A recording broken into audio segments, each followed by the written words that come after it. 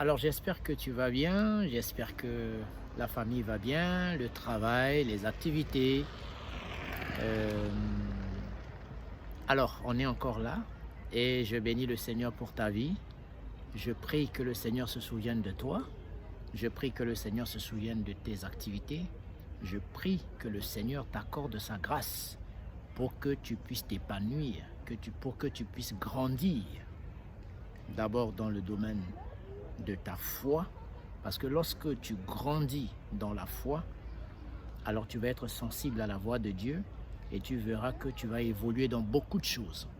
Alors, depuis ta position, que le Seigneur te bénisse, que Dieu t'accorde sa grâce et qu'il te couvre de sa présence et de sa puissance. Alors nous avons un autre texte pour cette vidéo, bien sûr dans le livre de Jean, au chapitre 15 et le verset 5, qui dit ceci: je suis le cep, vous êtes les sarments, celui qui demeure en moi, en qui je demeure, porte beaucoup de fruits, car sans moi, vous ne pouvez rien faire. Bien-aimés, je suis le cep, vous êtes les sarments, celui qui demeure en moi et en qui je demeure porte beaucoup de fruits, car sans moi, vous ne pouvez rien faire. Bien-aimés, c'est une parole puissante pour celui qui a été sauvé par Jésus. C'est une parole puissante pour celui qui a donné sa vie au Seigneur.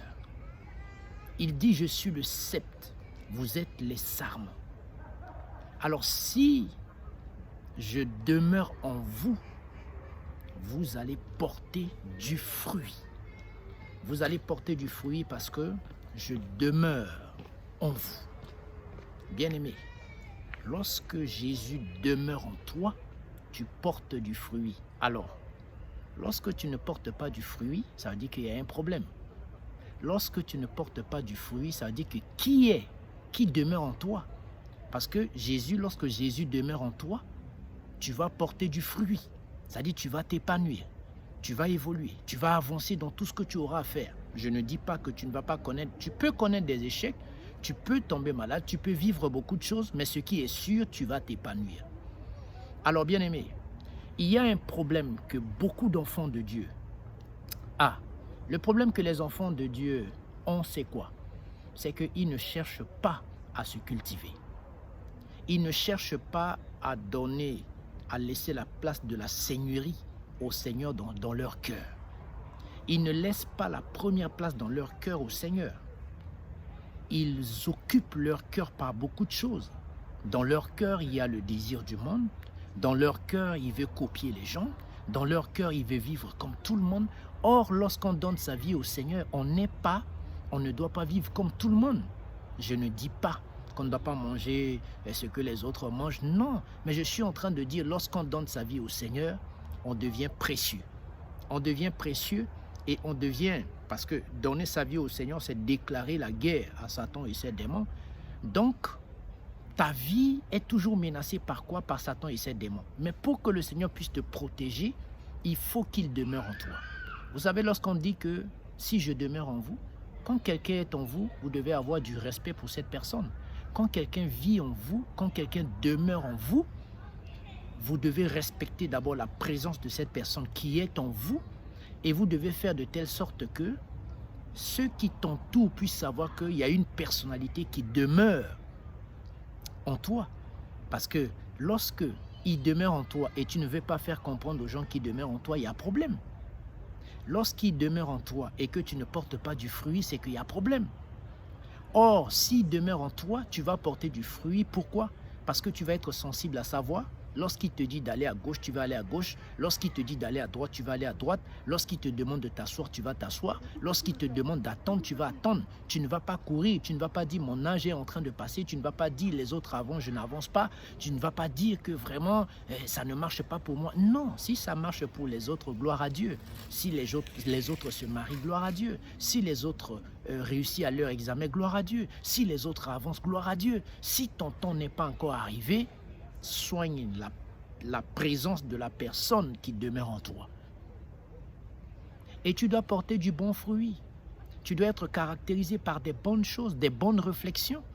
Tu ne dois pas être négative ou négatif, mais tu dois être positif. Tu dois être animé par cet esprit positif qui va t'amener à avancer. Il ne faut pas voir les démons partout. Il ne faut pas voir, comment on appelle, les sorciers partout. Il ne faut pas voir les méchants partout. Il faut accepter. Il ne faut même pas accuser quelqu'un. Quand ça ne marche pas, bénis le Seigneur. Quand tu vas à gauche, à droite, tu essayes, ça ne bouge pas, tu dis merci Seigneur. Tout ce que tu as à faire, c'est quoi? Prends conscience de ton échec et essaye de te remettre en cause et commence à bosser, commence à travailler, commence à réfléchir à comment avancer. Vous savez, il ne faut pas être de ceux-là qui connaissent d'abord l'échec avant de revenir pour réfléchir. Mais réfléchissez avant de se lancer. Tu ne vas pas te lever pour te lancer dans une vie de couple. Tu ne vas pas te laisser pour te mettre avec un homme. Tu ne vas pas te laisser comme ça. Tu dors, tu te réveilles tellement que ton âge passe, tellement que tu veux te marier, tellement que tu es pressé. Tu ne cherches même pas à avoir une orientation de la part du Seigneur. C'est ce qui fait que dans ton foyer, tu n'es pas heureux. Ce n'est pas la faute au Seigneur. Si tu n'es pas heureux dans ton foyer, ce n'est pas la faute au Seigneur. Parce qu'il est dit, il dit, si je demeure en toi, si je demeure en vous, vous allez produire du bon fruit. Et le bon fruit que tu vas produire, ça va demeurer. C'est-à-dire, c'est des produits qui demeurent. Ce n'est pas des produits qui vont tout de suite pourrir, mais c'est des produits qui vont demeurer. C'est-à-dire, tu deviens productif. Et quand quelqu'un est productif, il attire. Il attire. Vous savez, quand vous allez dans un marché, il y a beaucoup de produits, mais tous les produits qui sont bien, c'est ce que les gens achètent. Quand un produit est pourri, les gens n'achètent pas. Alors quand Jésus demeure en toi, ce n'est pas des produits pourris que tu as, mais c'est des produits qui attirent des bonnes personnes. C'est pourquoi, bien-aimé, soigne ta relation avec le Seigneur. Laisse Dieu occuper la première place dans ta vie. Laisse le Seigneur demeurer en toi. C'est-à-dire, il dort en toi. Il a sa demeure en toi. Et tu verras que les bons fruits vont sortir de toi et son nom sera glorifié. Alors, puisse le Seigneur vous bénir. J'espère que je vous ai fait du bien par le biais de cette vidéo. Que le Seigneur vous bénisse. Alors, ce qui me concerne, je vous dis, seul Jésus nous suffit. Alors, shalom.